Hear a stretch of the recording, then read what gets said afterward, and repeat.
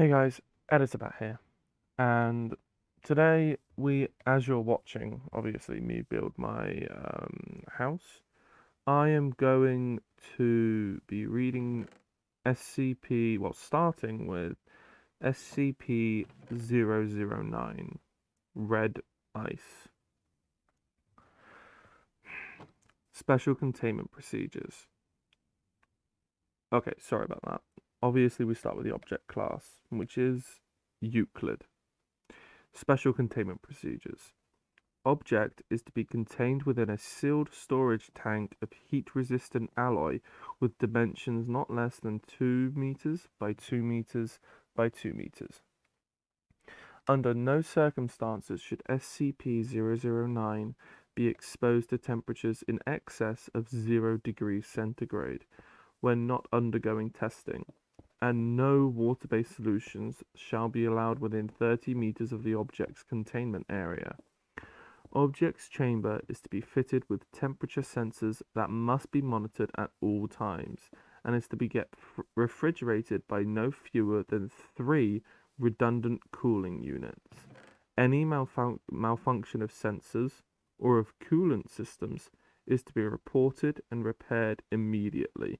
If at any time the temperature in the containment area climbs above -5 degrees centigrade, the chamber is to be locked down and flooded with coolant until temperatures return to safe levels, which is between -30 degrees centigrade and -25 degrees centigrade.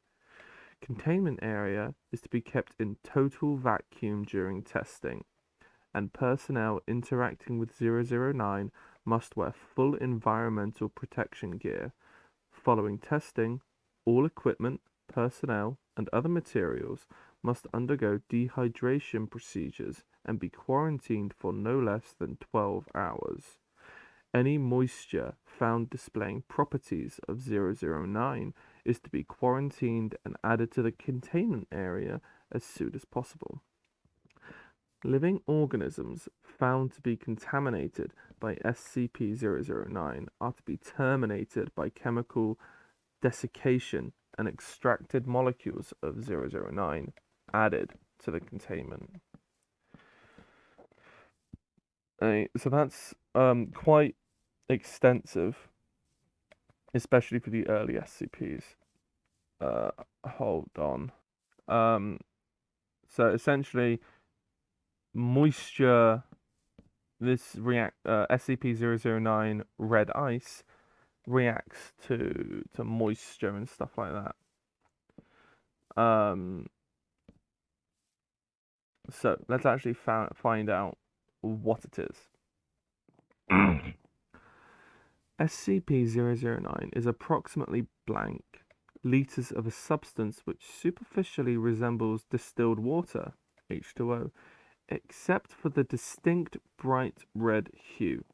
This red hue is discernible in all phases and serves as the most expedient method of identifying contaminated matter before its anomalous properties manifest. In contrast with mundane water, SCP-009 assumes a liquid phase at temperatures between -100 degrees centigrade and 0 degrees centigrade, and a solid state above those temperatures. At temperatures below -100 degrees centigrade, SCP-009 evaporates into a gaseous phase similar to steam. Examinations of the atomic structure of 009 have proved inconclusive. The substance appears to be identical to normal water molecules, with the exception of redacted. In contrast to the standard laws of enthalpy, I think that's an actual thing, but I can't say it. Enthalpy, Dr. Blank, Site Blank's resident expert on xenospatial physics, suggests that 009 may originate in a universe with alternate physical laws. So it's essentially, people are speculating that 009 originates from a universe where liquids essentially acting exactly the opposite of way they would act in our universe is normal. So water goes from steam to liquid to solid rather than solid, liquid, steam. Okay.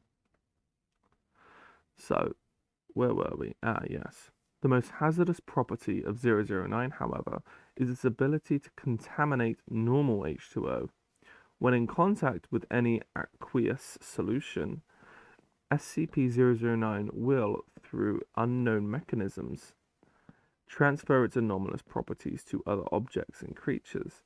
Testing has shown it's capable of assimilating ice, steam, tea, fruit juice, salt water, blood, and data expunged.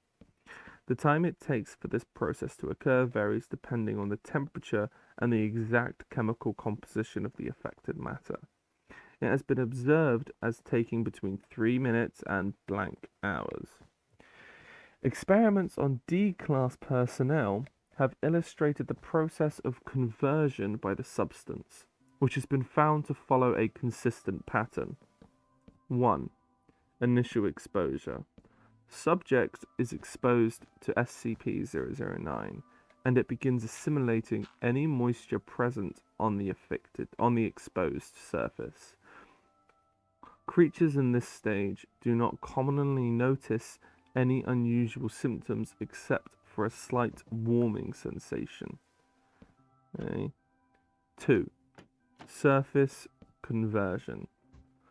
Frost begins to form on any exposed area as the heat produced by the subject and SCP-009 itself raises its temperature above 0 degrees centigrade. Remember, it's a solid form above 0 degrees centigrade instead of a liquid form of normal water. Okay. This stage can take anywhere from 1 minute to blank hours. During this time, subjects begin to feel redacted crystals from the epidermis. 3. Deep tissue conversion.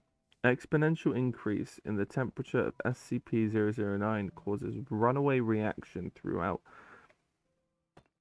the subject's body, resulting in redacted.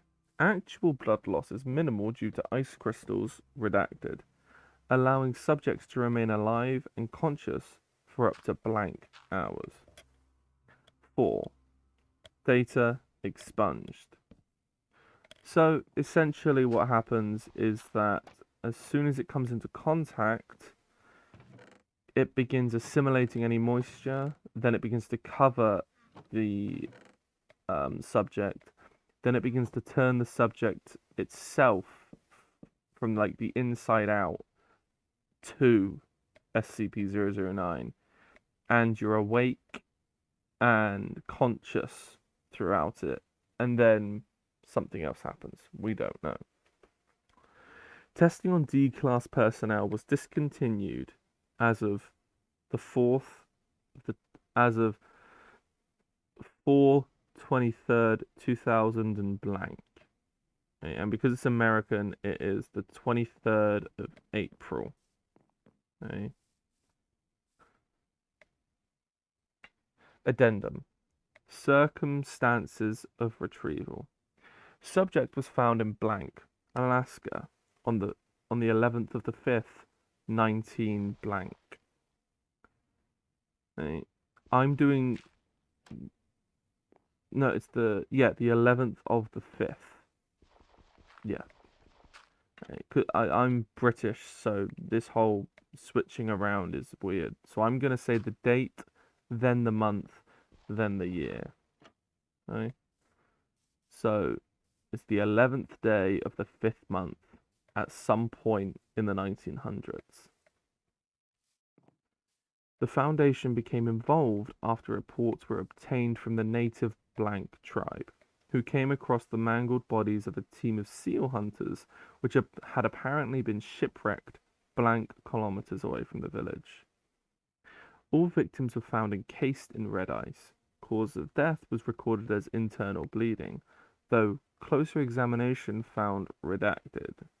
It is summarized that the low ambient temperatures in the area retarded the freezing process, And I'm not saying that as a slur, that is the literal meaning of the word, as in slowing. Okay. This prolonged the time of total conversion by blank hours and allowed the victims to remain conscious until data expunged. Origin of SCP-009 is currently unknown. Investigation into similar events or materials in the area is ongoing. Evidence at the scene suggests redacted, possibly involving SCP blank. See exploration log A009-1. Let's see, is that here? Okay. I'm not going to go through all of the attached files and stuff like that, only the ones that are on this page. Okay. So, Addendum. The 11th of the 9th. No, the 9th of the 11th. 19 blank. After initial reports and retrieval of specimens, it was confirmed that the arachnoid entity found by MTF-B7. Okay, I think I do have to actually read this. Okay. So this is exploration log A009-1. Okay. So, exploration log, situational report. Mobile Task Force Beta 7, the HAS matters, was deployed to recovery site to catalogue and safely retrieve samples of SCP-009 for transport to site blank. Agent blank Bryce, MTF-B7, made a visual inspection of the area and noted 3 bodies, all male, between the ages of blank and 40. Dr. Blank, also on site, summarized from the relative position of the subjects that Mr. Blank, age 32, here thereafter referred to as Subject 0, was the origin point of redacted. Subsequent materials are presumed to have been exposed to SCP-009 while attempting to help Subject 0 back to the wreckage of the boat. During standard perimeter sweep, Agent Blank Hughes located what appeared to be humanoid tracks leading northeast. After brief deliberation, a 3-man team consisting of Agent Hughes, Whitmore, and Cassidy was dispatched to investigate potential security breach.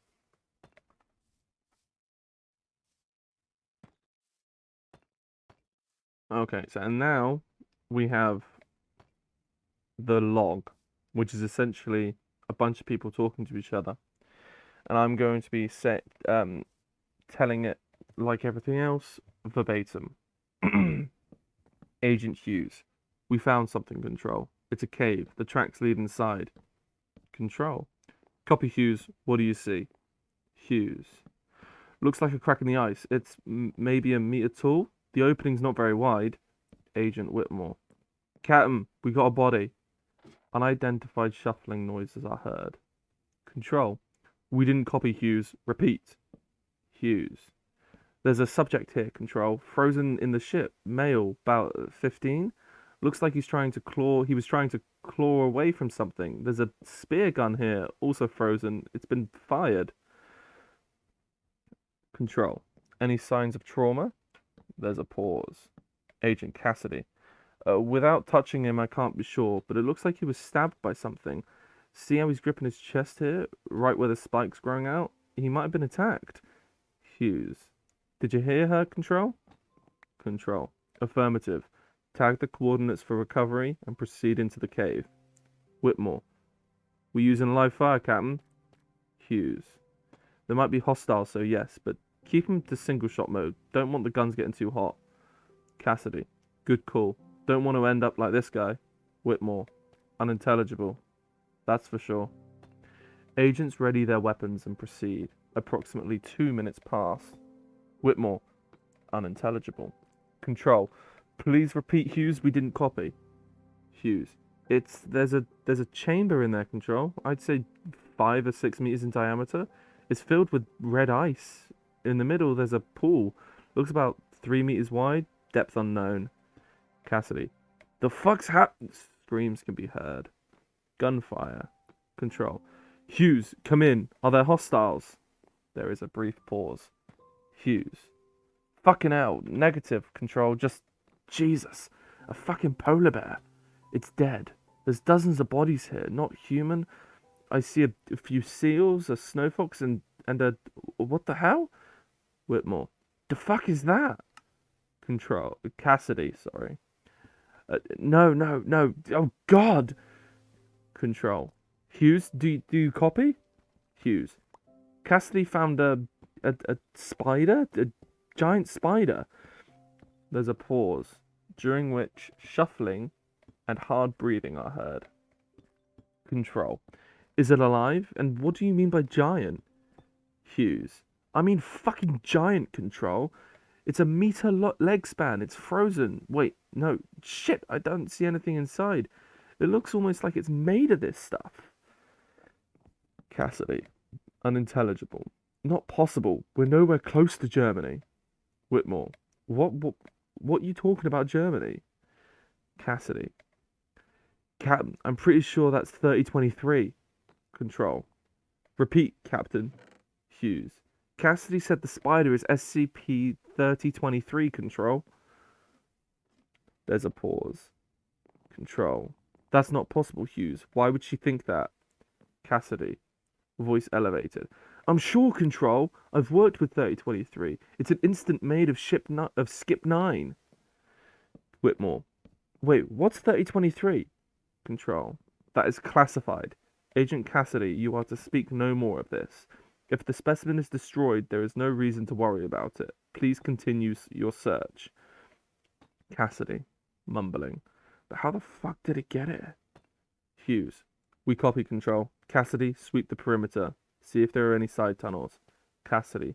But, Hughes, that's an order. Cassidy, unintelligible. Hughes, blank. Check these corpses. See if there's any humans. Whitmore. On it. Control. Agent Hughes. How deep is the pool you mentioned? Hughes. Can't see the bottom. God, I'm having 354 flashbacks. This is not cool. Control. Focus, Captain. Is there anything nearby you can use to measure the depth? Hughes. Pauses. Well, the spider has a spear sticking out of it. Control. Can you safely retrieve it? Hughes. The suit should protect me, right? Control. All the same, try not to touch the affected material. Hughes. Alright, I've got it. Should work. Looks to be about 1.5 meters long. Control. Copy that, Hughes. Proceed with caution. There's a pause. Hughes.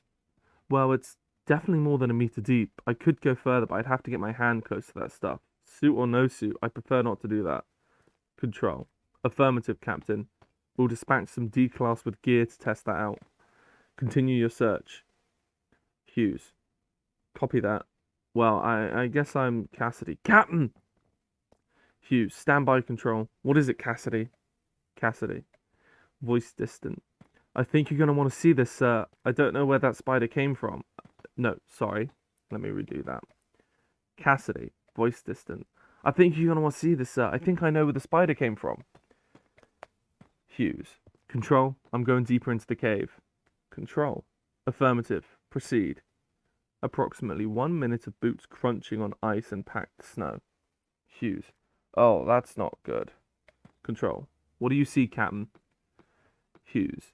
An aperture about 1 meter in diameter. It's covered in the stuff. Cassidy. 10 seconds of silence. Hughes. Report. Control. Do you have a visual on Agent Cassidy? Hughes. No, shit. She must have gone inside. Control. Please remain calm. Describe this aperture. Hughes. It just looks like a tunnel. There's no ice past its mouth, red or otherwise. I can make out a dim light coming from somewhere inside. It might be Cassidy's torch. Control. Is there anything else unusual? Hughes. Cassidy! Cassidy! Control. Captain Hughes, please respond. Is there anything else unusual about the tunnel? Hughes. Yes, it's wet. The walls are in the floor. There's a puddle about a meter down. Shit. The puddle's red. A few minutes of breathing and shuffled noises. Hughes. Control. Did you get that? Control. Affirmative. Stand by. 30 seconds of breathing, followed by approaching footsteps. Whitmore. Yo, what's up? Where's Cassidy? Hughes. She went in there. Whitmore. Yo, Cassidy. Holla back, girl. 30 seconds of silence. Hughes. Unintelligible. Control, I'm going in there.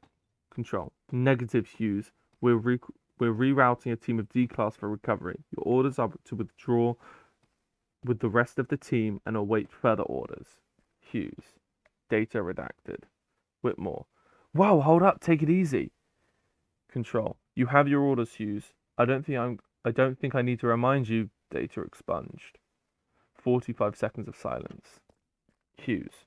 Copy, Control. Let's go, blank. End log. So that is the exploration log of A009-1. So it's the first exploration log of SCP-009. So they essentially went into this cave. Well, that's essentially how they found it. If you liked my thing of the exploration log, say you liked it. I can do a couple of different voices. I can do obviously different cadences and stuff like that. But I think I did quite well for my first exploration log. But anyway, so let's go back to that first addendum, shall we? So, addendum, 9th of the 11th, 19 blank. After initial report and retrieval of specimens, it was confirmed that the arachnoid entity found by MTF-B7, see attached file, was indeed a previously unknown instance of SCP-3023, which, as we're only on SCP-009, we're not going to know about for a long time. Investigation has revealed this instance originated in blank as a result of data expunged. Addendum, 6th of the 12th, 19 blank. After repeated inquiries, it should be noted that the portion of the coastline upon which the initial victims were found was barren rock approximately blank meters from the seashore, and was sufficiently dry and cold to prevent significant contamination of the surrounding area. Had the site been closer to water, there is little doubt an extinction level event would have ensued. Consideration of upgrading SCP-009 to Keter class under review. 16th of the 12th, 2000 blank. Supercooling of SCP-009 for the purpose of experimentation is disallowed until further notice. Personnel are advised that liquid nitrogen is only to be used on the subject in controlled amounts and only until temperatures have reached acceptable levels. Related note, possible application of SCP-009 in cold fusion research pending evaluation. Memo from the O5 Council and from O5 Command. 9th of the 1st, 2000 blank. We've decided to keep this thing Euclid for now. We understand the concerns raised, but as long as you keep the power on and nobody goes near its containment area, there shouldn't be a problem. That's why we're keeping site blank. We're keeping it in site blank, after all. As for the cold fusion research, we're putting a pin in it for now. Frankly, we don't have it in the budget for another snafu like site blank. The salvage team still hasn't found Dr. Blank's redacted. The following experiment record was recovered via a chance occurrence of SCP-507 shifting into a universe in which the described test was carried out using SCP-107. The applicability of the recorded findings to our own universe is pending review. SCP-507 is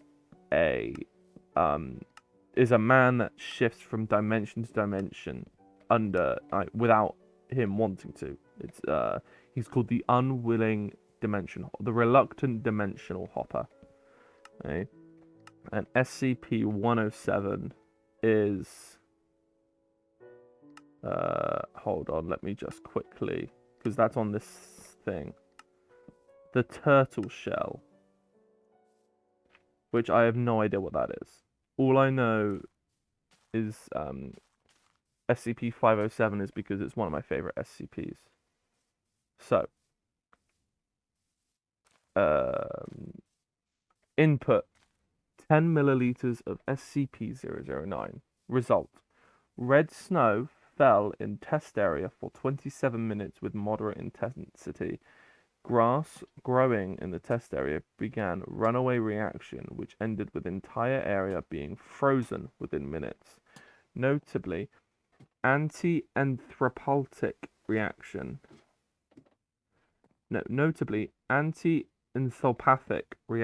of SCP-009 did not extend past the effective radius of SCP-107 for reasons still under investigation. Non-grass plants in the area turned bright red in color, greatly expanded, and mutated to display a cyan-colored tentacles, similar to those of the species Decirosa capensis. Mucilage produced by these tentacles, later found to be tiny beads of SCP-009. How the plant is able to survive with SCP-009 integrated into its cell structure is currently under investigation, with preliminary hypothesis being the plant is a reflection of flora from the substance's native universe. So that is SCP-009. A type of ice from another universe where presumably water works the opposite way that it works in this universe, that essentially integrates any moisture that comes into contact with it to create more red ice. And it does this whilst any living thing is still conscious and alive. So now we move on to SCP-010. So this is the first double-digit SCP. So let's see what it's like. SCP-010. Object class: safe. Special containment procedures. The objects comprising SCP-10 are to be kept in numbered lockboxes at Site-19. They are not to be worn except by test subjects. SCP-10 are only to be removed from storage for testing. SCP-10 consists of a series of 6 apparently identical cast iron collars with numbered metal tags and 1 remote control. The control is SCP-10-1. The collars are SCP-10-2 through 10-7. The collars contain intricate electronic components and are powered by small 5mm diameter, 2mm thick, 100-volt batteries. These batteries are rechargeable. The remote is a heavy black box resembling an old-style handheld radio transmitter/receiver with a primitive blue-white cathode ray screen and a series of more than 100 unlabeled buttons, as well as a frequency tuner. Through trial and error, the frequencies of all 6 currently found collars have been discovered. A label in Russian is stamped into the metal along with a logo consisting of workers building a pyramid. No official Russian corporation or government agency uses this logo or matches the words stamped onto the metal.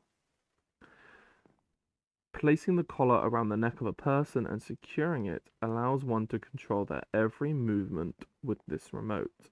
It is also capable of producing an adrenal response and activating or deactivating the sympathetic nervous system. The most abnormal feature of the collars is the effect they have on body morphology. They allow the user of the remote to reconfigure the shape of the victim to an extent that is apparently only limited by the knowledge of the programming language of the remote. Addendum 10-1 History. SCP-10 was discovered in the basement of a lone man in the Midwestern United States after a local disappearance was connected to him.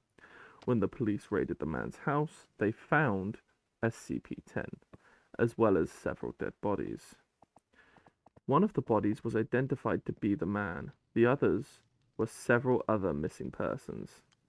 Cause of death seemed to be mass suicide. However, there are signs of significant struggle first. Addendum 10-2 Disassemble Experiment Test 1. SCP-10-2 was taken apart piecewise, the parts labeled and several photographs taken, then reassembled. Result: after reassembly, SCP-10-2 continues to function. Test 2. SCP-10-8 constructed identically to SCP-10-2, except with the closest approximations available. To the unreplaceable components. Result: SCP-10-8 fails to function. I don't know what that means. Hold on. Oh, okay, so apparently they tried to create another one. So they took apart SCP-10-2, then they tried to create a new SCP, like the collar, a new one of the collars. But they obviously didn't know every single tiny part, so but with the closest approximations available to the unreplicatable components, it failed to function. Test 3. Unreplaceable components from SCP-10-2 placed into proper locations of SCP-10-8. Result: SCP-10-2 ceases functioning with the removal of components, and SCP-10-8 begins functioning. Test 4. Components returned to SCP-10-2, replicatable opponents in 10-2 replaced randomly with replicas. Result: SCP-10-2 begins functioning with the return of components. Changing replaceable components or replicatable components for replicas does not significantly reduce functionality. Replacement of a damaged transistor decreased time from transmission to effect of 10-2 response commands entered in the remote by 12%. So, obviously, if you change around the functions of, if you change around parts that you can replicate, it works the same. But if you put in a damaged transistor, it's obviously going to, malfunction a little bit. And in this instance, the malfunction was the response time was 12% slower. Addendum Addendum 10-3. SCP-10 has been demonstrated to work more effectively in creating unskilled labor than for any other task. The logo is apt. Dr. Blank.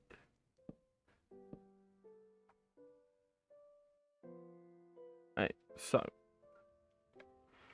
those two, I don't have time to I might actually have time to read the next one. It is a short one. Okay, so let's see.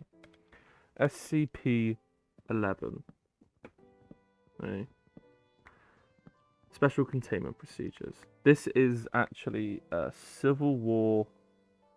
sentient Civil War memorial statue. Special Containment Procedures. Item SCP-011 and the area surrounding it are to be cleared once every day. For safety purposes, cleaning should start at least 30 minutes after sundown. Cleaning should always be performed by at least 2 personnel, who are also advised to note anything unusual about the item or the debris cleaned up. In a situation where the item cannot be cleaned for more than 2 days, local residents must be contacted and instructed not to approach the item. Containment procedures nullified 2004. So apparently that was the containment procedures, but by 2004, for some reason, they didn't need them anymore. Description: SCP-011 is a Civil War memorial statue located in Woodstock, Vermont.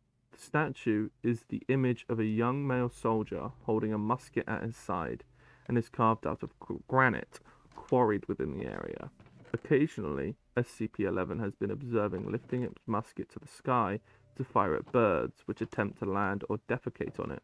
Reports detail that its movement produce soft grinding sounds but do not cause it any structural failure. Oddly, the gunfire is very similar to that of a standard firearm, despite observations that the item only loads granite bullets and granite powder into the musket, which is also unharmed by the firing. In spite of its efforts, some fecal matter does manage to strike SCP-011, and it has reportedly become distressed when it has a large amount of feces on it, on some rare occasions even firing at humans. Addendum: those assigned to maintain SCP-011 are to see Document 11-1 for instructions. Document 11-1 Maintenance Brief. Document Archive 2004, accessible to personnel with security clearance 2-11 or higher. 2-011 or higher. Additional information: SCP-011's seeming sentience has increased since the first report of activity in 1995.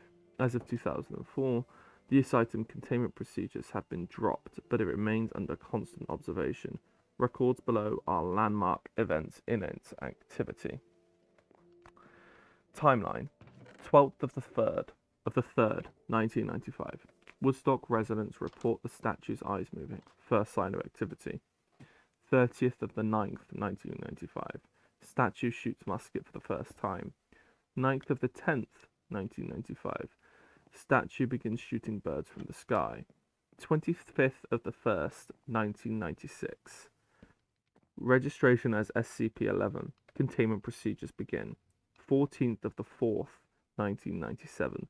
SCP-011 observed moving casually and looking around. 3rd of the 5th, 2000. After caretaker blank blank jokingly shouts, "Good shot," to SCP-011, the item replies, "Thank you," in a reportedly very human voice. First speech from statue. 22nd of the 10th, 2001. SCP-011 has conversation with caretaker blank blank. 2001. Shooting of birds stop. 6th of the 2nd, 2002. At the imploring of blank blank, SCP-011 steps down from its pedestal. 2003 through 2004. SCP-011 reaches human levels of self-awareness. 10th of the 11th, 2004. Containment procedures dropped. Custody of SCP-011 transferred to blank blank. 17th of the 5th, 2005. Blank blank reports that SCP-011 is romantically attracted to her. 29th of the 8th, 2006. Most recent psych test reports an IQ of 133. So this is actually quite a nice one. Essentially, there's a statue that comes alive, and then the caretaker and the statue sort of fall in love. It's just quite a nice story. It's quite a funny one as well. So between 1995 and 2006, and then after 2006, no more records of it because it was transferred over to, obviously, the female caretaker, right? So that is SCP-011, SCP-10, and SCP-9, right? I hope you like watching me build the house, and I hope you like listening to me talking about the SCPs, because I do enjoy both, to be honest. I really do enjoy reading these SCPs. And I think that as I go further into them, I will get better, and my voice will get smoother, and everything like that. So we have about 30 seconds left on the video, so I don't know what you want me to talk about for the next 30 seconds. But anyway, if you do like these, please do drop a comment or a like or whatever, because I really do like it. Right? So, thank you guys so much for watching. If you liked it, make sure you like, comment, and subscribe, because it really does help. But until then, bye.